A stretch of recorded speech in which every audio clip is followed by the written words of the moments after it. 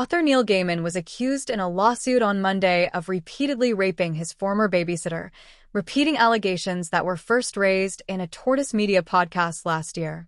Scarlett Pavlovich also sued Gaiman's wife, Amanda Palmer, alleging that she knew of his history of sexual misconduct when she hired Pavlovich to work for them.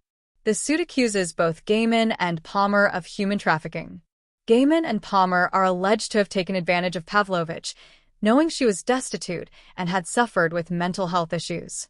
At the time she went to work for them as a live-in nanny, the couple lived in separate houses on Waiheek Island, near Auckland, New Zealand. Over the next few months, Pavlovich alleges that Gaiman repeatedly and violently raped her. He also choked her and hit her with a belt, called her his slave, and demanded that he call her master. The lawsuit alleges Gaiman engaged in many non-consensual sex acts with Scarlett, the suit states. Those acts were abusive and demeaning. Scarlett endured those acts because she would lose her job, housing, and promised future career support if she did not. The suit accuses Gaiman of cultivating a reputation as a feminist, which caused her to think initially that he could be trusted.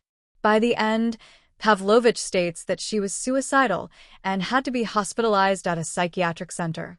A New York Magazine story last month included allegations from 8 women, including Pavlovich. Gaiman, a prolific writer-producer and author of comic books and novels, has been dropped from a series of projects since the allegations first came to light last summer. The Sandman, his Netflix series, is due to conclude with its 2nd season this year. In a post on his website entitled Breaking the Silence, Gaiman denied the allegations.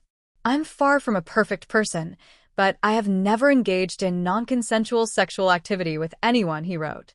Ever. Gaiman did admit to being selfish and said he regretted having been careless with people's hearts and feelings. But he was adamant that it never crossed a line into abuse. Some of the horrible stories now being told simply never happened, while others have been so distorted from what actually took place that they bear no relationship to reality, he wrote.